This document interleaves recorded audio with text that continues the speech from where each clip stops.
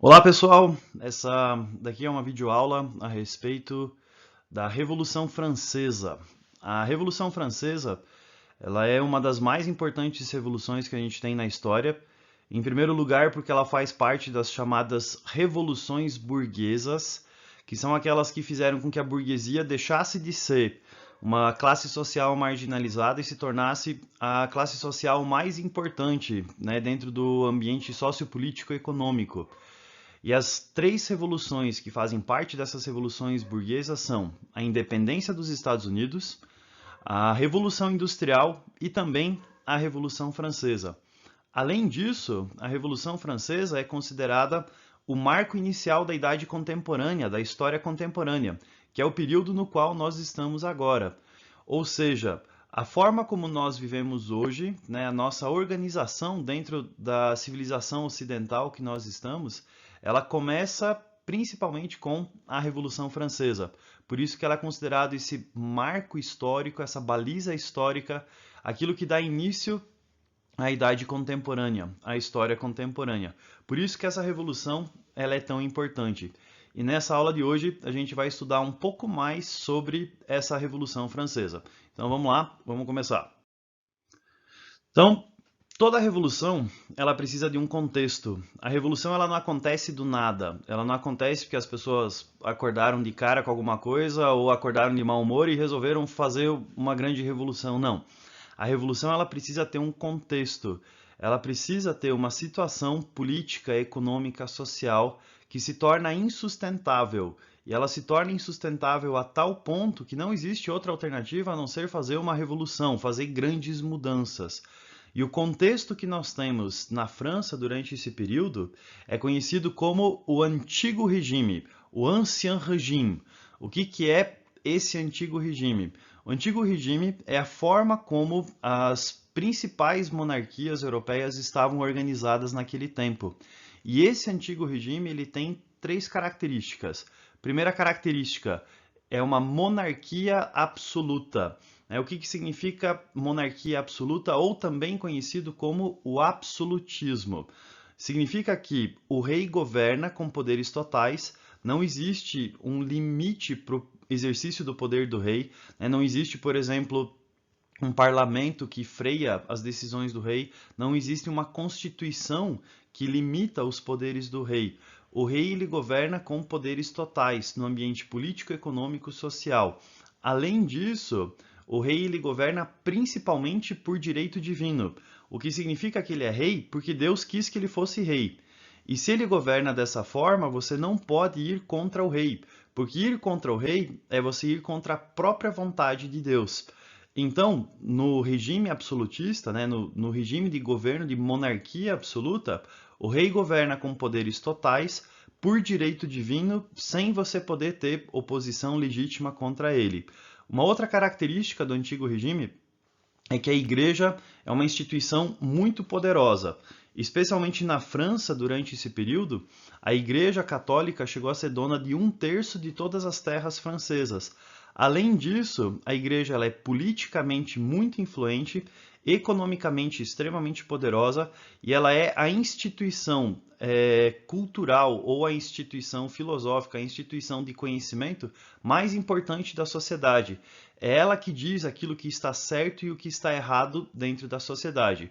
E um terceiro elemento que nós temos é a sociedade estamental. A sociedade estamental é uma divisão da sociedade em três grupos, e esses grupos são determinados pelo seu nascimento.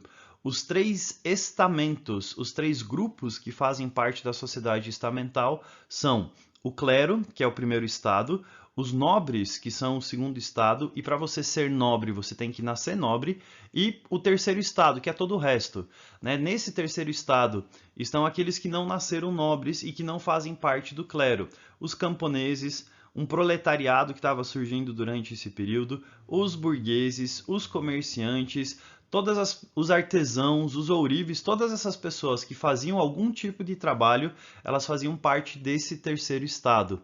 Então você tem primeiro estado a igreja, segundo estado os nobres e terceiro estado todo o resto. E essa charge que você está vendo ali no canto, ela representa o que as pessoas do terceiro estado sentiam a respeito dessa sociedade estamental. O senhorzinho que está carregando os outros dois nas costas representa o terceiro estado.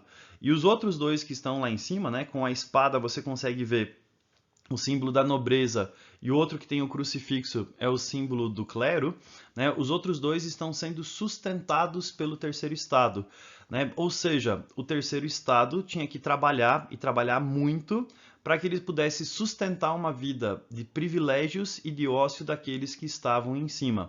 E a situação da França que a gente tinha era essa, né? A situação do antigo regime.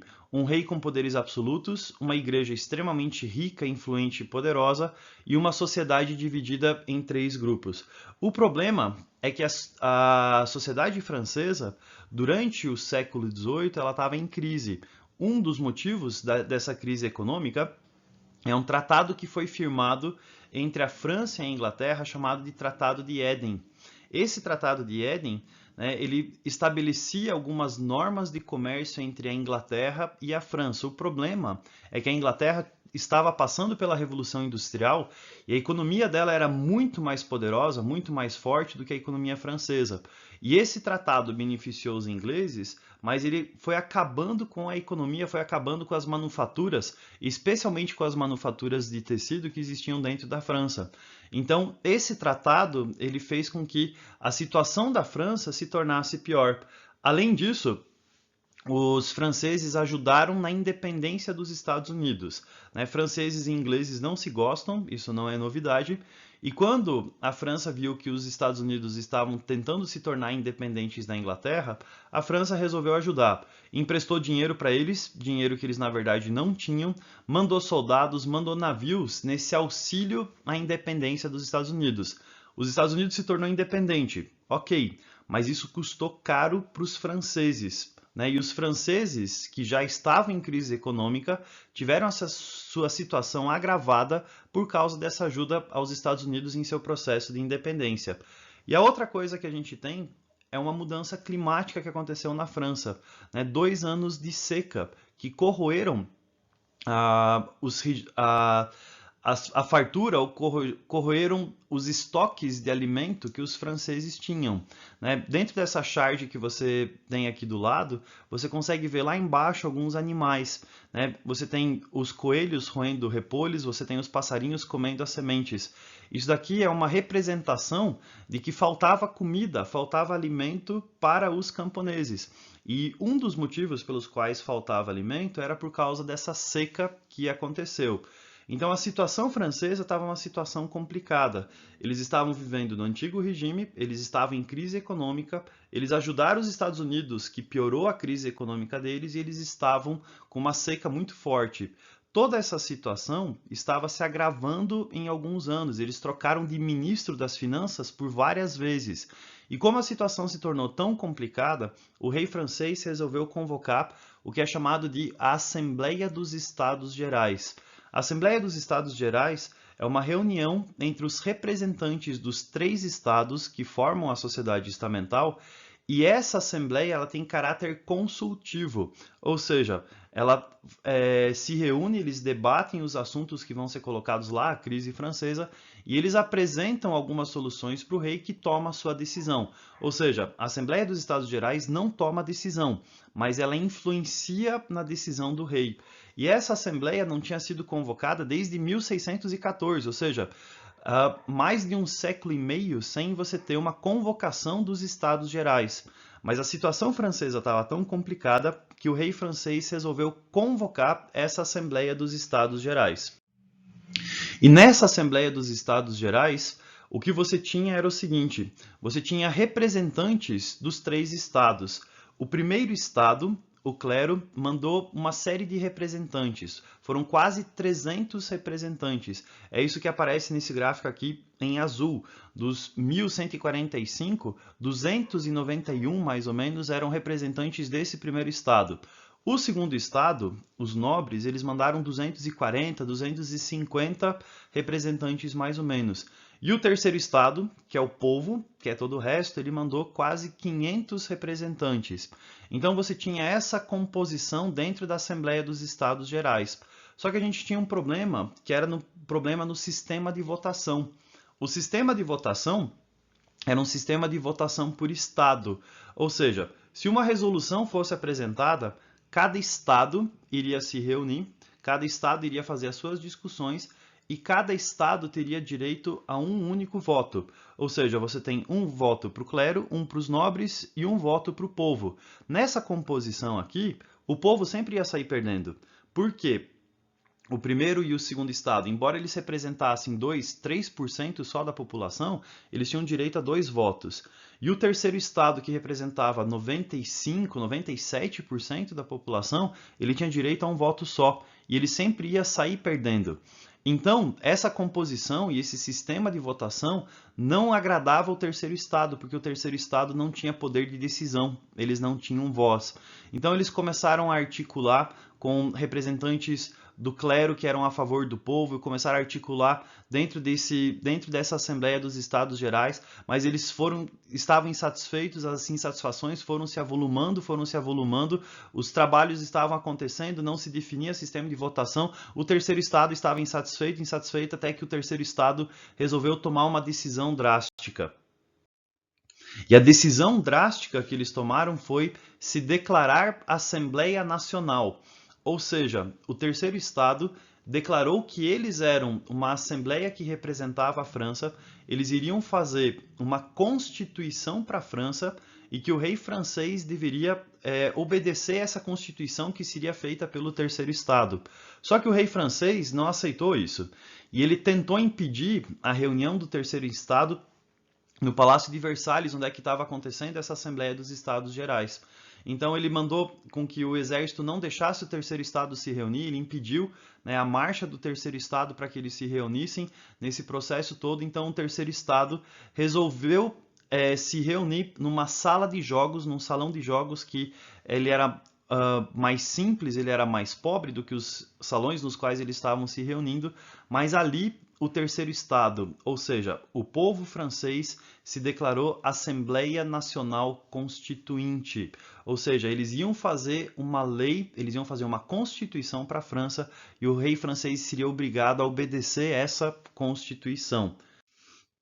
Só que o rei francês não gostou disso, o rei francês não estava satisfeito com isso, resolveu dissolver a Assembleia dos Estados Gerais. Só que com isso, a notícia de que o terceiro estado estava se insurgindo, que ele havia se declarado Assembleia Nacional, ele acaba se propagando pela França e começa um quebra-quebra nas ruas, o povo começa a ir para as ruas, e acontece em 1789 um dos eventos mais conhecidos da história, um dos eventos mais conhecidos e simbólicos da Revolução Francesa, que é chamada de a tomada da Bastilha. A Bastilha era uma cadeia, né, era um forte, né, como aparece nessa imagem que está aí, e na Bastilha eram colocados os presos políticos, aqueles que eram inimigos do rei. A ideia inicial do povo era assaltar a Bastilha e pegar os armamentos dos guardas. Só que como os guardas não abriram os portões, como o comandante não abriu a Bastilha para o povo resolveu tomar ela à força. E a Bastilha, um dos grandes símbolos do poder do rei francês, Luís XVI, acaba sendo tomado pelo povo. E isso é extremamente simbólico, porque agora você tem um símbolo do poder real, um símbolo do poder absoluto, caindo nas mãos do povo. E esse episódio, a tomada da Bastilha, ele é considerado pelos historiadores o início oficial da Revolução Francesa. Mas ele é mais do que isso. Ele também é considerado o início da Idade Contemporânea. Ou seja, a Idade Contemporânea, o período que nós vivemos hoje, ele começa com a tomada da Bastilha, em 1789. E depois que a cadeia cai, depois que a Bastilha, que o seu comandante, que alguns guardas acabam sendo mortos pelo povo, né, o rei francês vê que a situação está extremamente complicada e para evitar que o quebra-quebra cresça, ele aceita com que a Assembleia Nacional, né, se transforme numa Assembleia Nacional Constituinte. Começa aí a primeira fase que nós temos da Revolução Francesa. Então, resumindo a aula de hoje, a França estava num contexto de antigo regime que se tornou insustentável e essa situação insustentável da França era para ser resolvida através dos Estados Gerais, mas nesses Estados Gerais, o terceiro Estado se torna a Assembleia Nacional Constituinte, desafiando a autoridade, desafiando o poder do rei. E com isso começa a Revolução Francesa. A Revolução Francesa tem 3 fases, na verdade é um pouco mais do que isso, mas didaticamente a gente fala que tem 3 fases. E essas 3 fases a gente vai ver no nosso próximo vídeo, né? A ideia hoje era falar sobre o início da Revolução Francesa, certo? Abraço!